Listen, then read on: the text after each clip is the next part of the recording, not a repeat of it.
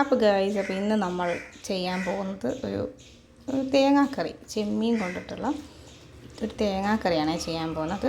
കുറച്ചെടുത്തിട്ട് കറിയുമാക്കും, കുറച്ച് വറുക്കാമെന്ന് വിചാരിക്കുന്നത്. അപ്പോൾ ഉച്ചക്കത്തേക്കുള്ളതാണ്. അപ്പോൾ നമുക്ക് സ്റ്റാർട്ട് ചെയ്യാം അല്ലേ. അപ്പോൾ ഞാൻ ദേ ഒരു ചട്ടി ചൂടാകാൻ വെച്ചിട്ടുണ്ട്. ചട്ടി നന്നായിട്ട് ആ വെള്ളമെല്ലാം പോയി ഒന്ന് ചൂടായി വരുമ്പോഴത്തേക്ക് നമ്മൾ വെളിച്ചെണ്ണ ഒഴിക്കും കേട്ടോ. അപ്പോൾ ചട്ടി ചൂടായിട്ടുണ്ട്. ഞാനിനി വെളിച്ചെണ്ണ ഒഴിക്കാൻ പോവാണ്. കുറച്ച് മതി വെളിച്ചെണ്ണ നമ്മൾ ഒഴിക്കാൻ പോവാണ്. വെളിച്ചെണ്ണ ഒഴിച്ചിട്ടുണ്ട്. എണ്ണ നന്നായിട്ട് ചൂടായിട്ടുണ്ട്. അപ്പോൾ നമ്മൾ അതിനകത്തേക്ക് കുറച്ച് കടുക് ഇട്ട് കൊടുക്കണം. ഫസ്റ്റ് നമ്മൾ കുറച്ച് കടുക് ഇട്ട് കൊടുക്കുകയാണ്. കടുക് ഇട്ടിട്ടുണ്ട്. ഇനി ഇതിനകത്തേക്ക് നമുക്ക് ഇച്ചിരി ഒരു ലേശം ഉലുവ ഇട്ട് കൊടുക്കാം കേട്ടോ. ഉലുവയാണിത്.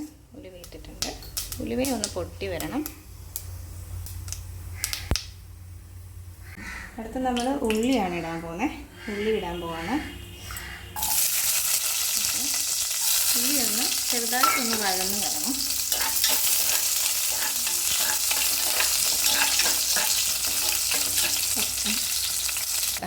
അപ്പോൾ ഇതാണ് നമ്മൾ പൊളിച്ച് വെച്ചിരുന്ന കൊഞ്ച്. അപ്പോൾ ഇതിന് കുറച്ച് ഞാൻ അതിനകത്തേക്ക് ഇടാൻ പോവാണ്. കുറച്ച് മാത്രമേ ഇടുന്നുള്ളൂ.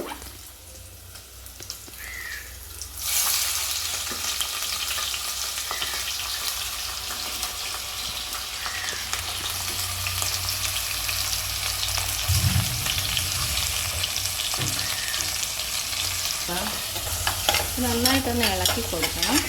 അപ്പോൾ ലേശം ഉപ്പ് കൂടിയിട്ട് നമുക്കിത് വേവിക്കാം.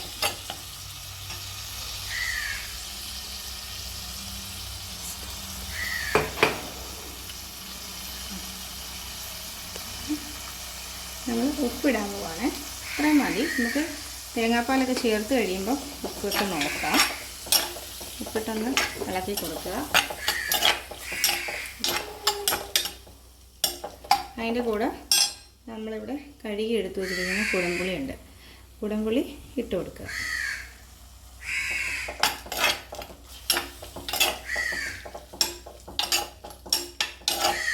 പിന്നെ ഇതിപ്പോൾ പകുതി തക്കാളിയുണ്ട്.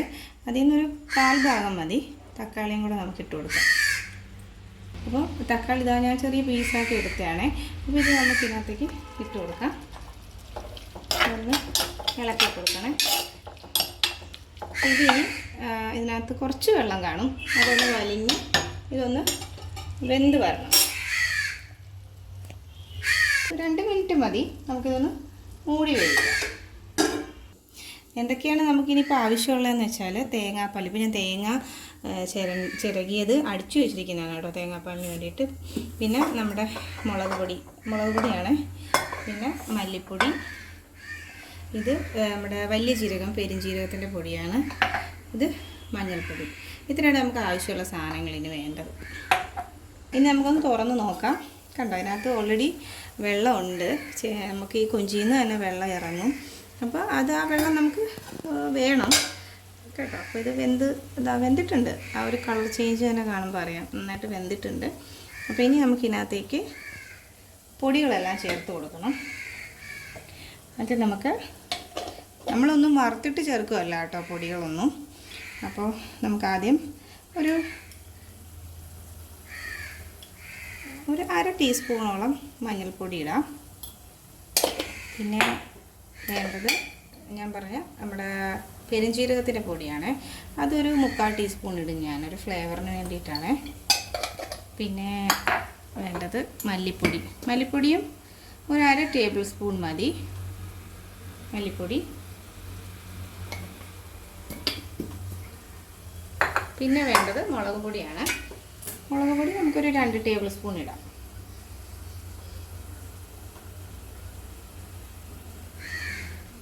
മതിയാവും. നന്നായിട്ടൊന്ന് യോജിപ്പിച്ച് കൊടുക്കണം.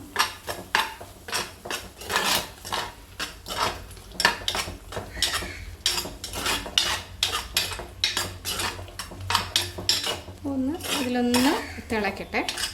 ആ ഉള്ള വെള്ളത്തിൽ കിടന്നൊന്ന് തിളക്കട്ടെ.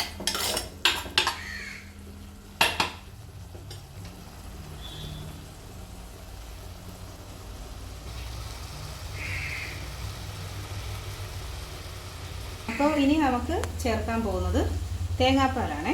തേങ്ങാപ്പാൽ ഞാൻ ആ തേങ്ങ ചിരകിയത് അടിച്ചു വെച്ചിരിക്കുന്നതാണ്. അപ്പോൾ നമുക്കിനി ഇത് ഒന്ന് അരിപ്പ കൊണ്ട് ഒന്ന് ഒഴിച്ച് പിഴിഞ്ഞെടുക്കാം. കുറേശ്ശെയായിട്ട് ചേർത്ത് കൊടുക്കുക അതിനകത്തേക്ക്. അപ്പോൾ നമ്മൾ എടുത്തു വെച്ചിരുന്ന തേങ്ങാപ്പാൽ മുഴുവൻ ചേർത്തിട്ടുണ്ട്. അപ്പോൾ ഇനി നമുക്ക് നന്നായിട്ടൊന്ന് യോജിപ്പിച്ച് കൊടുക്കാം. ഇപ്പോൾ ഒന്ന് തീ ഒന്ന് അല്പം കൂട്ടി വെച്ച് കൊടുക്കാം കേട്ടോ. അപ്പോൾ നന്നായിട്ടൊന്ന് തിളച്ച്, അപ്പോൾ നമുക്ക് ഇച്ചിരി ഉപ്പ് കൂടെ ചേർത്ത് കൊടുക്കുക അതിൻ്റെ ഒപ്പം. കാര്യം തേങ്ങാപ്പാൽ ചേർത്തല്ലേ. അപ്പോൾ നമുക്ക് ഇച്ചിരി ഉപ്പ് കൂടെ ചേർത്ത് കൊടുത്തിട്ട്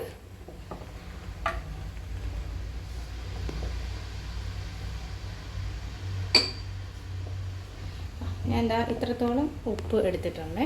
നമ്മുടെ ആവശ്യം അനുസരിച്ചിട്ട് ചേർക്കുക. ഇനി ഇത് നന്നായിട്ട് തിളച്ച് ഒന്ന് വേകണം. അടച്ചൊന്നും വെക്കേണ്ട. അത് തുറന്നിരുന്ന് കഴിഞ്ഞാൽ നന്നായിട്ട് തിളച്ചൊന്ന് കുറുകി വരണം, അതൊന്ന് വറ്റി വരണം. അപ്പോഴത്തേക്കും ഉപ്പും പുളിയൊക്കെ നോക്കി ചേർക്കാനുണ്ടെങ്കിൽ നമുക്ക് ചേർത്ത് കൊടുക്കാം. അപ്പോൾ ഇതൊരു സിമ്പിൾ റെസിപ്പിയാണേ. വളരെ വേഗം നമുക്ക് ചെയ്യാവുന്ന, അതായത് ചിലർക്ക് കൊഞ്ച് ഇങ്ങനെ മുളകൊക്കെ ഇട്ട് വെക്കുന്ന ഇഷ്ടമല്ലാത്തവരുണ്ടാവും. അപ്പോൾ എരിവ് ഇഷ്ടമല്ലാത്തവർക്കൊക്കെ നല്ലൊരു റെസിപ്പിയാണ് ചോറിൻ്റെ കൂടെ കഴിക്കാൻ പറ്റിയ.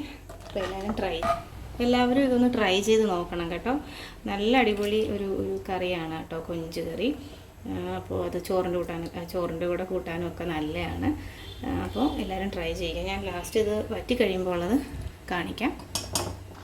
ഏകദേശം ഇപ്പോൾ ഇത് വറ്റിയിട്ടുണ്ടേ, കണ്ടോ. ഇപ്പം നല്ലതായിട്ട് ഒന്ന് കുറുകി വന്നിട്ടുണ്ട്. അപ്പോൾ നമുക്കൊരു അല്പം വെളിച്ചെണ്ണ ഒന്ന് പുറത്തുനിന്ന് ഒഴിച്ചു കൊടുക്കാം.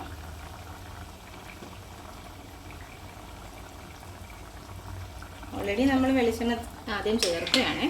ഇതൊരു ഇറക്കുന്ന സമയമായി. അപ്പോൾ അന്നേരത്തേക്കാണ് നമ്മളൊരു ഇച്ചിരി വെളിച്ചെണ്ണ ചേർത്ത് കൊടുക്കുകയാണ്. എണ്ണ ഇളക്കി കൊടുത്തിട്ട് നമുക്കിത് ഒന്ന് വാങ്ങി വയ്ക്കാം.